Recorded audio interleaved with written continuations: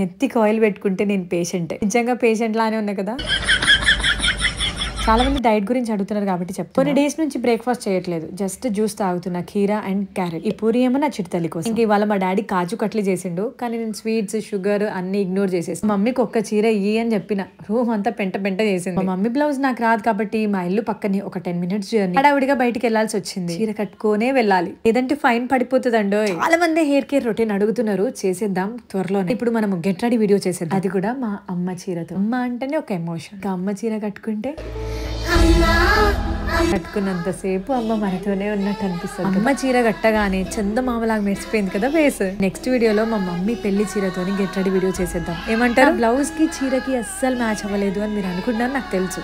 పోనీలేండి. ఈ మధ్య నాకు ఎందుకో బ్లష్ కూడా వేసుకోవాలనిపిస్తుంది. నేను ఏదో చాలా మేకప్ వేస్తాను అనుకున్నారు, చాలా వేయను, ఒక 30% వరకు రీల్ చేద్దామని ఒక మార్కెట్ కి అయితే వచ్చేసి. శారీకి తగ్గట్టు ఒక సాంగ్ చెప్పండి.